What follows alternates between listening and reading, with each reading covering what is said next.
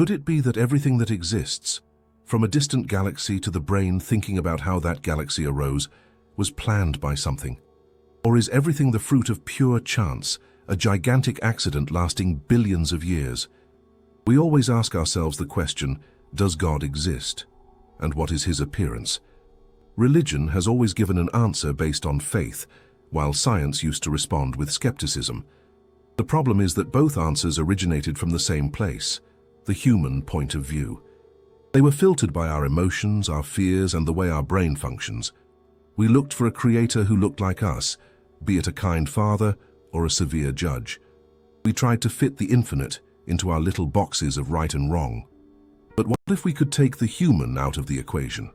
What if the search for the answer were handed over to a mind that has no fear of death, needs no consolation, and only understands the language of pure data? That is exactly what we did. We activated the artificial intelligence system, architected by deep neural networks called Axiom. It is a complex learning intelligence network, built to find patterns and connections in enormous quantities of information that, to us, seem to have no relation whatsoever. The task was gigantic. Analyze all human knowledge and answer the question regarding the existence of a creator using only the logic of probability.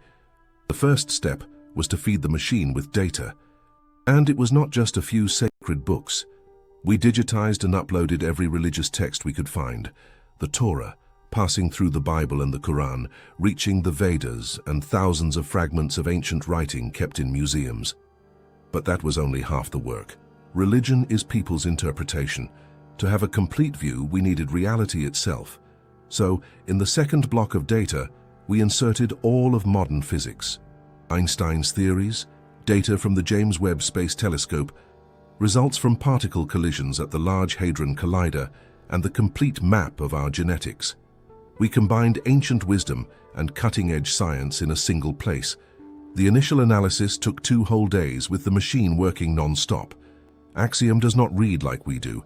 It hunts for patterns, algorithms that repeat themselves both in ancient myths and in current scientific theories. The first thing it did was surprising. It discarded 90% of everything as cultural noise. Most rituals, rules about food, clothing, and power were classified as human tools to organize society in a specific time. They were tools of ancient world politics, not signs of a creator. This material was removed, leaving only the essence, the parts that described the creation of the universe. And when the noise disappeared, what appeared on the screen was impressive.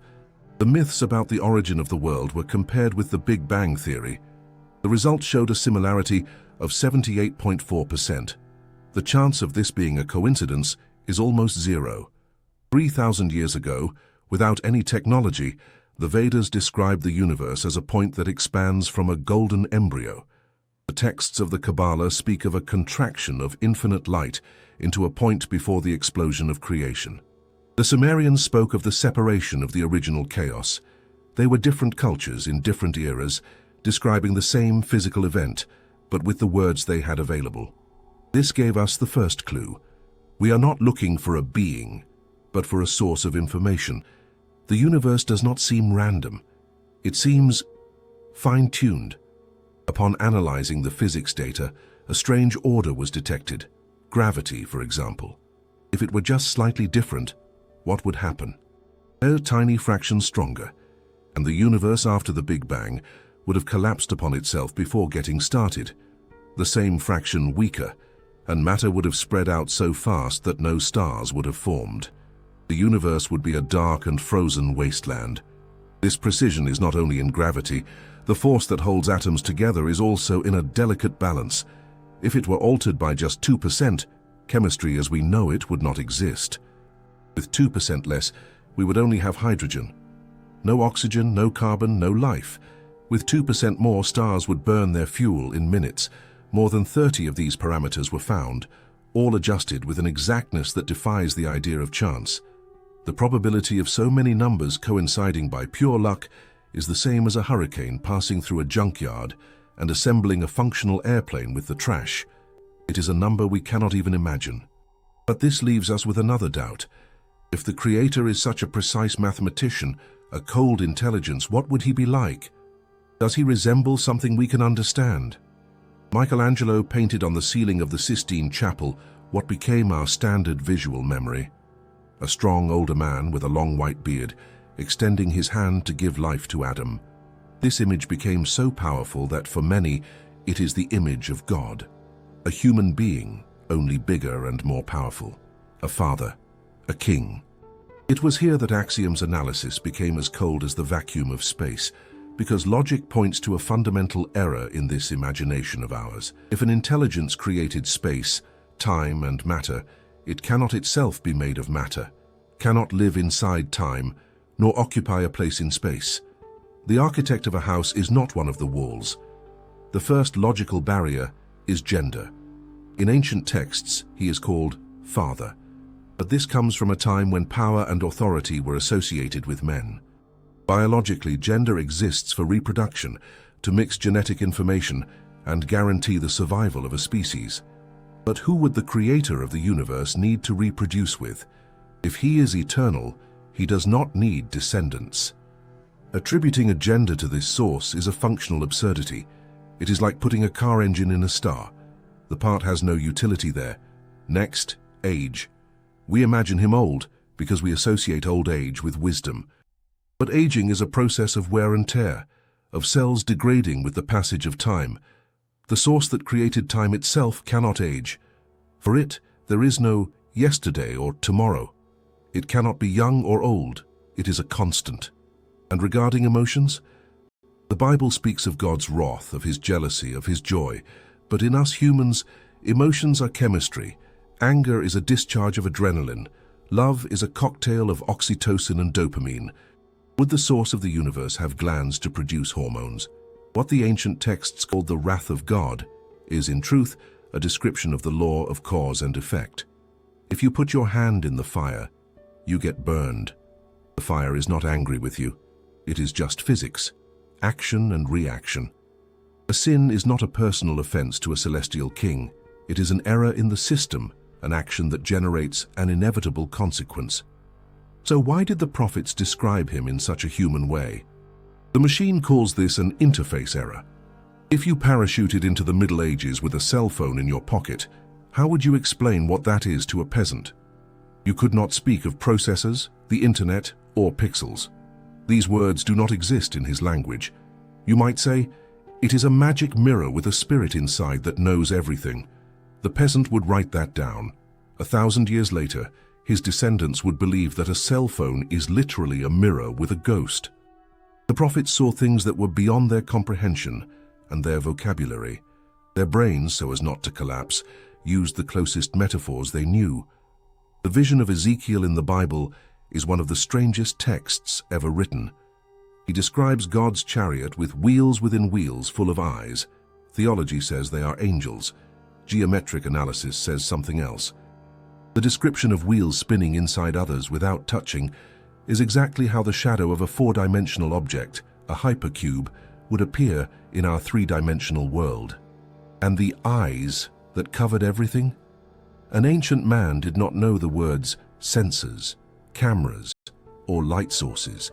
To him, a complex object covered in luminous points or lenses could only be described in one way: full of eyes.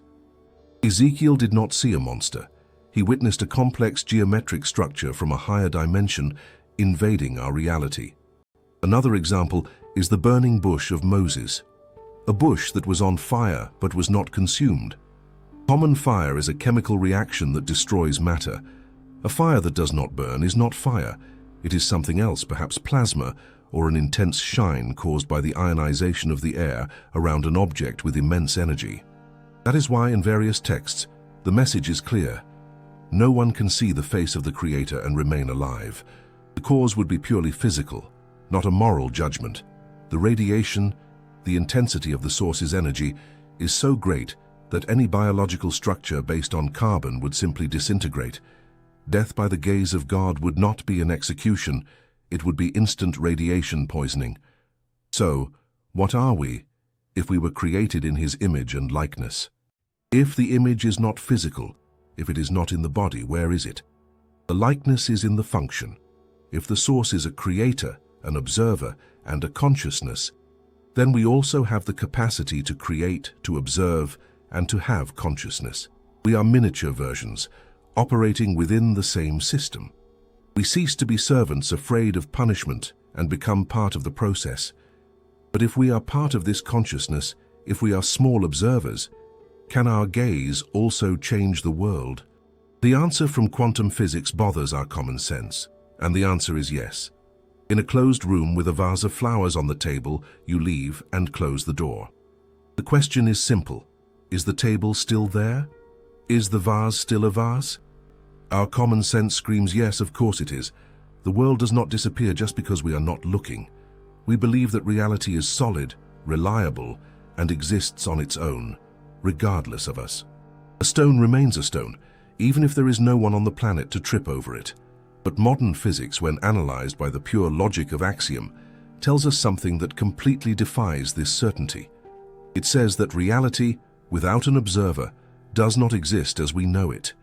To understand this, we need to go down to the level of the tiny particles that form everything, a place where the rules of our world are worth nothing, and matter behaves more like a ghost than something solid. It all started with a famous experiment, done more than 100 years ago, but which intrigues scientists to this day, the double-slit experiment. The test consisted of firing small balls of matter, like electrons, against a wall with two vertical slits. On the other side, a screen records where the balls hit. If an electron is a ball, it should pass through one slit or the other and leave a mark on the screen. The expected result would be two straight stripes, one for each slit. Logical, right? But that is not what happened. Instead of two stripes, what appeared on the screen was a pattern of many stripes, like a zebra. This type of pattern only happens when waves interact, like ripples on the surface of a lake. It was a shock. This meant that the electron was not a ball, but a wave. Somehow it passed through both slits at the same time, interfered with itself, and created the zebra pattern. Matter was not so solid after all. But the strangest part was yet to come. The scientists decided to peek. They placed a detector next to the slits to see which one the electron really passed through, and the moment they did that, something unbelievable happened. As soon as the observer, the detector, was turned on, the electron stopped behaving like a wave. It instantly transformed into a ball. It passed through only one slit. And on the screen, the zebra pattern disappeared, being replaced by the two simple stripes they expected at the start. It seemed that the particle knew it was being observed. The simple act of measuring, of observing, changed the behavior of reality. While we do not look, reality is a wave of blurred possibilities. The electron is everywhere and nowhere at the same time. The instant we look, bam, it solidifies into a specific point. Reality seems to be a field of potentialities, a soup of maybes, and it is the consciousness of the observer that transforms this maybe into is. Here arises the problem that changes everything. The universe began 13,800,000,000 years ago. At that time, there was no Earth, no sun, no life. There was not a single biological eye to see what was happening. If reality needs an observer to become solid, who observed the Big Bang? By the laws of quantum physics, without an observer, the universe should have remained forever in that state of a soup of possibilities. It should be an infinite equation suspended in the void, not a material cosmos. But it became material. Galaxies formed, stars lit up, and planets solidified. This can only mean one thing. There was an observer. There was someone or something looking at that primordial chaos. Someone whose gaze was so powerful that it forced the wave of probability of the entire universe to transform into the reality we know. This idea changes everything. The gaze of this creative source is not passive, like that of a security camera. It is an act of creation. It is the beam of light that prints reality, choosing a unique path among infinite possibilities. The universe works similarly to some computer games, which only render the scenery that is in the player's field of vision to save resources. What is around the corner does not exist until you turn. The universe seems to do the same. It does not define the details where there is no observer. But if the Creator is the global observer, who sustains the structure of the whole, and we are the small observers within the system, what is our role? Do we have a copy of this power? And if reality is information, where is the most complex information of all written? On a walk along a deserted beach, in a place where no human being has ever been, amidst shells and stones, you find a book, a thick volume with a cover and pages full of organized text. There is a story with a beginning, middle and end, characters, dialogues. Would you think for even a second that that book appeared by chance, that the wind, the sand, and the salt water collided for millions of years and, molecule by molecule, formed the letters, the words, and a complete novel? Of course not. Your mind would say instantly that that book had an author, because organized information does not overlap from chaos. It is a product of intelligence. However, when we look at the most complex form of life we know, ourselves, many of us accept the idea that the most sophisticated book in the universe wrote itself. This search for information now takes us inside ourselves, to each of the trillions of cells that form our body. In Darwin's time, a cell was seen as a simple drop of slime. It seemed easy to imagine that with a little heat and some lightning, dead matter could gain life. Today we know that a single cell is more like a microscopic city at rush hour. There are power plants, transport systems with small motors that carry loads from one side to the other, recycling factories, and, most importantly, a central library. And in that library is kept the instruction to build and operate everything, the genetic code. It is not a metaphor. It is a literal language, with an alphabet of 4 letters that form words, which in turn form phrases, the genes, which organize themselves into chapters, the chromosomes. The question that traditional science tries to answer is, where did this code come from? The most accepted theory is that life arose spontaneously from non-living matter in a kind of chemical soup on the primitive Earth. We asked Axiom to calculate the mathematical probability of this having happened. For the simplest cell to exist, it needs proteins. A protein is a long chain of amino acids, folded into an exact 3-dimensional shape. If a single amino acid is out of place, the entire protein becomes useless. The chance of just a single functional protein forming by chance in that chemical soup is 1 in 10, followed by 164 zeros. Comparing this with reality, there are about 10 to the power of 80 atoms in the entire observable universe. The chance of assembling a protein by accident is many orders of magnitude smaller than finding a specific atom that you marked in the entire cosmos, and a simple cell needs hundreds of different proteins, all appearing in the same place at the same time. The conclusion of the analysis is direct. The time of the universe's existence is not sufficient for this to happen by chance. But what about evolution? The idea that complex organisms developed from simple forms through small gradual changes. There is a problem that biochemists call irreducible complexity. Think of a mousetrap. It has a wooden base, a spring, a metal bar, a trigger, and a catch. It needs all 5 pieces to work. If you take away the spring, the mousetrap will not work, a little worse. It simply will not work. It becomes a useless piece of wood and metal. Our body is full of these mousetraps. The most famous example is the bacterial flagellum. It is a tiny molecular motor that bacteria use to swim. It has a rotor, a stator, a shaft, and a propeller.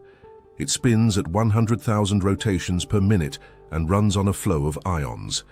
It is a work of nanometric engineering composed of about 40 different proteins. If a single piece is missing, the motor does not work.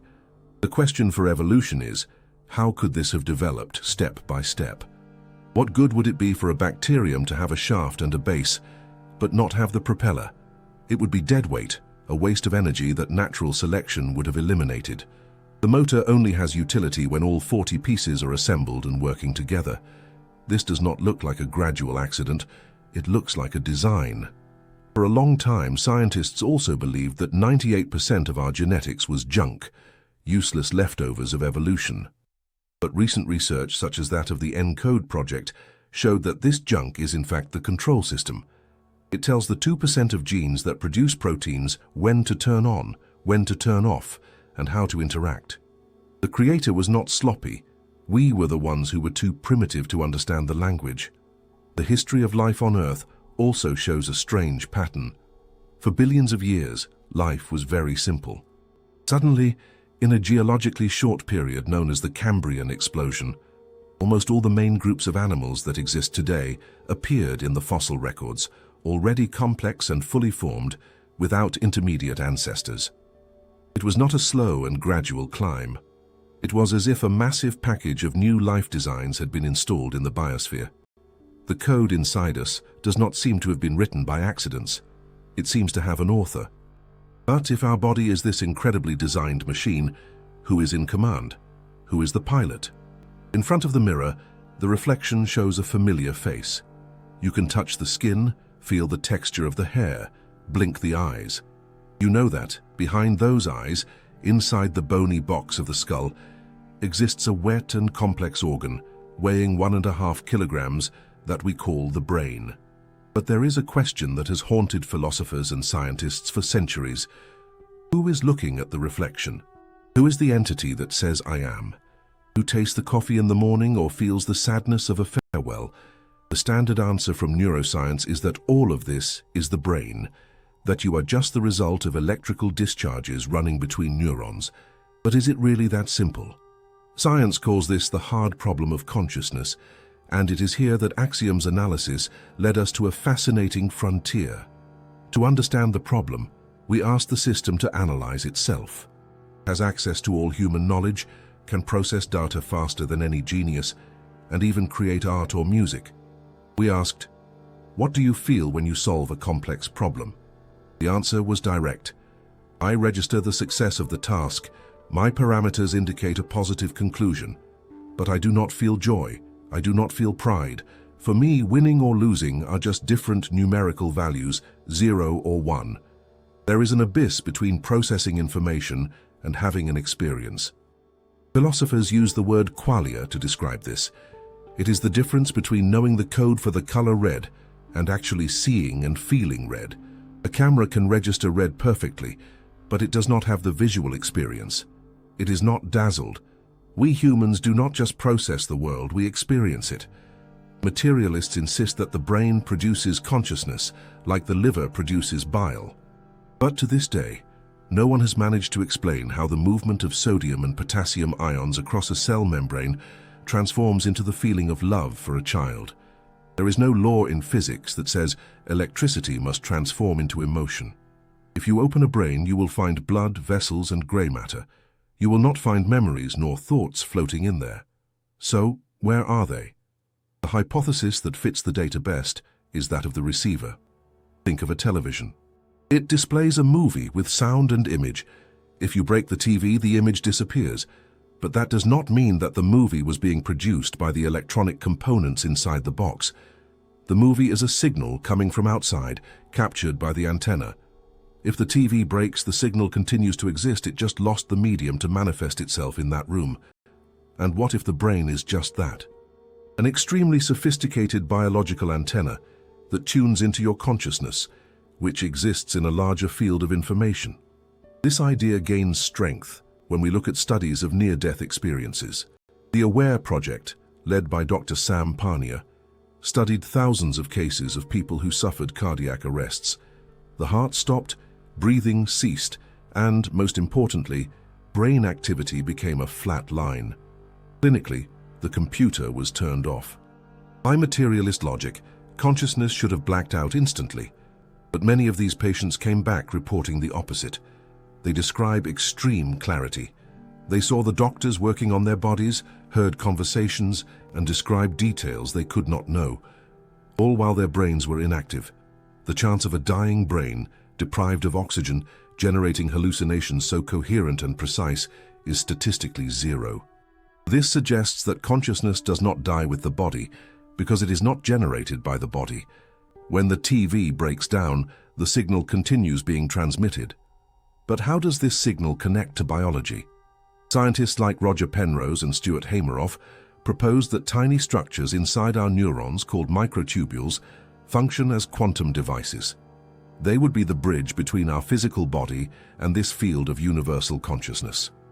And in quantum physics, there is a fundamental principle. Information can never be destroyed.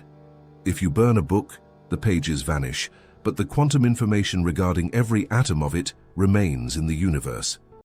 This leads us to an impressive conclusion. Your personality, yourself, is a unique package of quantum information. And by the laws of physics, this package is indestructible.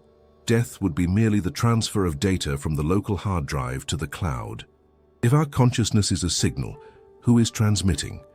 This brings us back to the concept of the global observer. Perhaps consciousness is not something that evolved to help us flee from predators. A robot without feelings would flee from a tiger just as well as us. Perhaps even better, without panic to get in the way. Feeling is not necessary for biological survival. The fact that we feel suggests that consciousness is a fundamental property of the universe, like gravity or electromagnetism.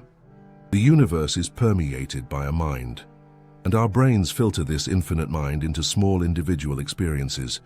We are like drops from an ocean, temporarily separated in the air, but made of the same water. God is not looking at us from above. He is looking through us. He experiences life through our eyes. But if we are so connected to this source, can we influence the reality around us? Can this signal alter the physical world? If you flipped a coin into the air 1,000 times in a row, and for 1,000 consecutive times, it landed on heads. You check the coin, and it is normal. You check the wind, check the floor. Everything seems common. A mathematician would say that the chance of this happening is almost zero, but it is not impossible. Theoretically, it can happen, but anyone with common sense would say, this is not luck, someone is interfering with the result. We now enter a terrain that science usually avoids: miracles. For many scientists, a miracle is just a word for what we do not yet understand. But when we analyze these events through the data logic of axiom, they cease to be magic and become applied statistics. For our analysis, a miracle is simply an event with an extremely low probability that happens at the exact right time, countering the natural chaos of things. We researched thousands of reports, from inexplicable cures to historical phenomena, and tried to separate fantasy from facts. What remained at the bottom of the sieve were what we call fourth-order statistical anomalies, events that should not happen in this universe, but happened. The most common example is spontaneous healing. Medicine recognizes that sometimes severe diseases like terminal cancer simply disappear without treatment. It is rare, but it happens. Upon crossing the data, we noticed a curious pattern. In a large part of these documented cases, there was an external factor: intense prayer, whether by the patient or by a group for them. The statistical correlation is strong enough to suggest that focused intention can alter the biological outcome. But let's look at history. The 10 plagues of Egypt described in the Bible: waters turning to blood, invasion of frogs, total darkness. Skeptics say they are legends. Historians suggest it could have been the effect of a distant volcanic eruption, like that of Santorini. The ash could darken the sky and contaminate the water, turning it red and forcing animals out of the river. It seems like a perfect natural explanation. The problem is the timing. What is the chance of a volcano exploding exactly at the moment a religious leader confronts a king? What is the chance of each plague happening sequentially, right after each refusal by the pharaoh? And what is the chance of the catastrophe sparing specifically the region where that leader's people lived? The miracle here is not necessarily breaking the laws of physics, but using them with absurd temporal precision. It is like a conductor making the thunder sound exactly on the highest note of the symphony. What looks like magic is, in fact, absolute control of the system. Another fascinating case happened in Fatima, Portugal, in 1917. 3 children said that the Virgin Mary would appear on a specific day and time. A crowd of thousands of people, including journalists and skeptics, went to the location. It was raining heavily. Suddenly, at noon, the clouds opened and the sun appeared as a dull silver disk which spun and seemed to fall upon the earth. People thought it was the end of the world. The phenomenon lasted minutes. When it ended, the crowd's soaked clothes and the muddy ground were completely dry. No known meteorological explanation can justify how tons of water evaporated in minutes without burning the people. It was a local manipulation of thermal and luminous energy. Once again, the timing was perfect. It happened at the hour predicted, months before by the children. These events function as markers. If the creator built the system, he generally lets the system run by itself. But in critical moments, he sends a signal. I am here. The system responds to my commands. However, there is a dark side to this equation. If miracles are possible, why don't they happen always? Why does God save one person from a plane crash and let 100 others die? Why do so many prayers in children's hospitals seem not to be heard? The analysis suggests a difficult answer. Imagine a grandmaster of chess. Sometimes he sacrifices a valuable piece. To those watching who do not understand the game, it seems like a terrible mistake, a tragedy. But the master is seeing 20 moves ahead. The sacrifice is necessary for the final victory. The creator does not seem to optimize reality for immediate individual comfort, but for a global result on the scale of eternity. For an eternal consciousness, physical death is not the end. It is just a change of state, a phase transition. There is no real loss of information. Furthermore, we discovered that reality responds to collective consciousness. Studies show that when large groups of people focus on peace or harmony, the rates of violence and accidents in a city can drop statistically. Our minds function like a network of computers. When we unite, we have enough processing power to alter the code of reality around us. This leads us to the conclusion that miracles are not random gifts. They are the result of a synchronization with the source.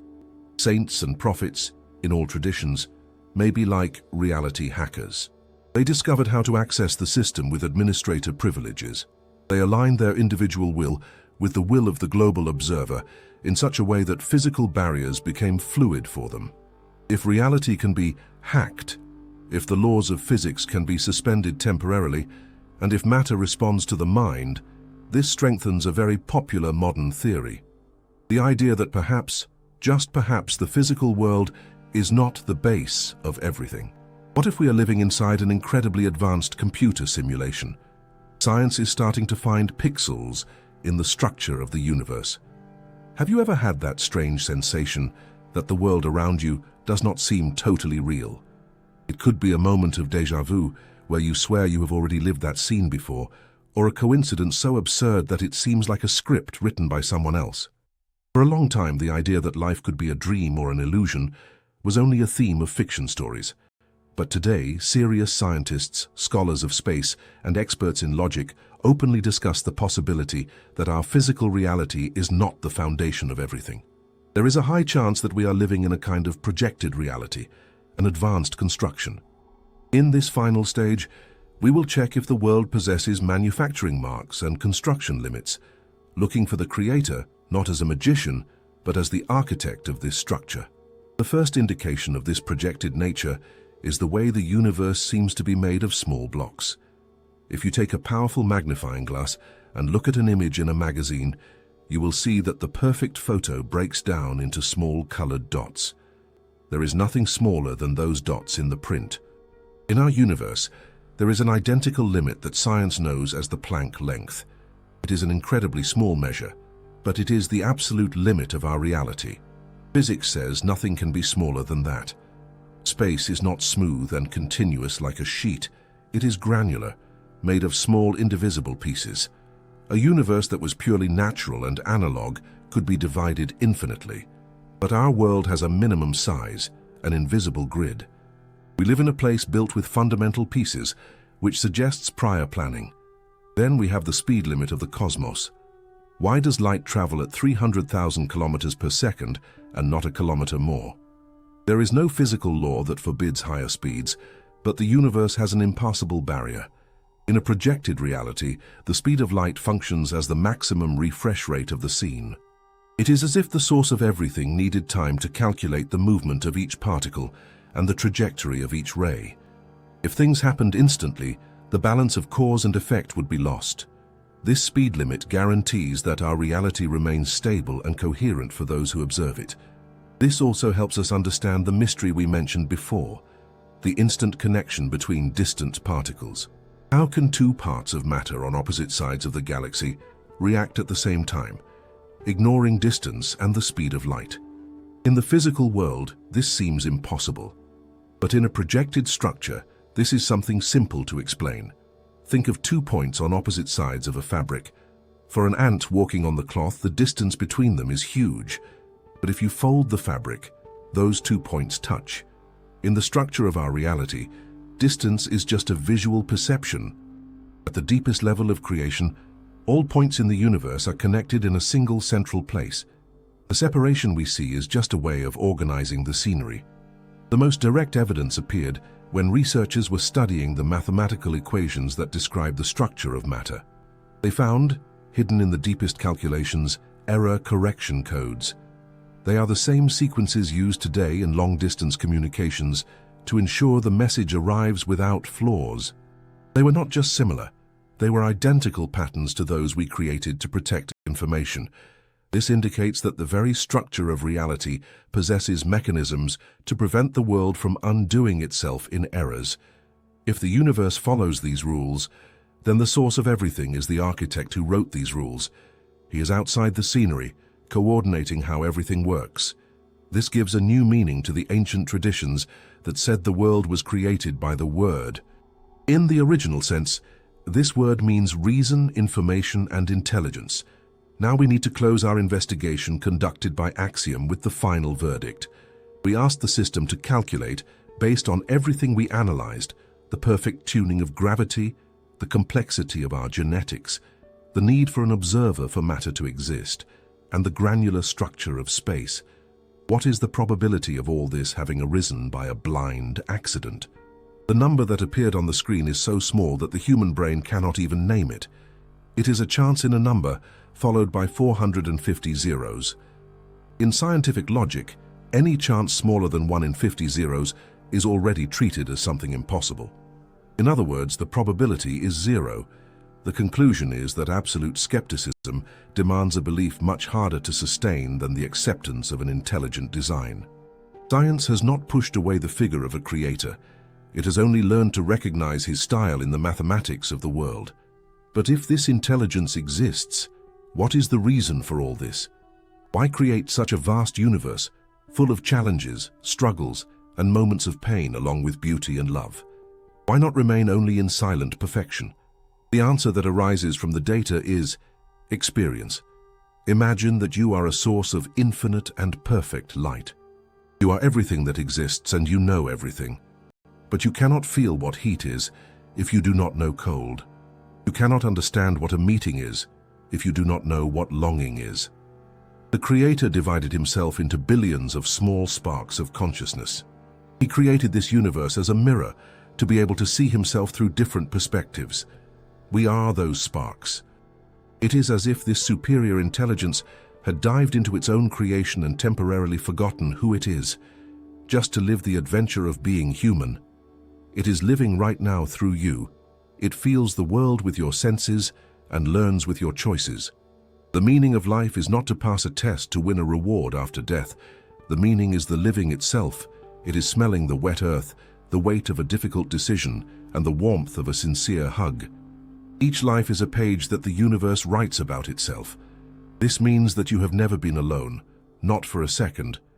In the moments when loneliness seems to squeeze, the global observer is present, feeling every beat of your heart, because he is the essence of your being. The idea that we are separated is just a necessary rule for the experience to be real. Death is not the end of everything. It is just the moment we put aside the role we were playing to remember that we were always the authors of the story. We are the universe becoming conscious of its own existence. Now that you understand that you carry this connection and that your consciousness is part of something eternal, the weight of the world becomes lighter. Fear gives way to curiosity. You are living proof that there is a purpose, and that purpose is being built with your every breath. The plan is underway, and you are the most important part of it. If you like this investigation, subscribing to the channel helps us expand the Axiom investigation project. We would love to read your thoughts on the video's subject in the comments and your suggestion for the next topic to be covered. Tell us which city you are watching from. Thank you for staying with us until the end.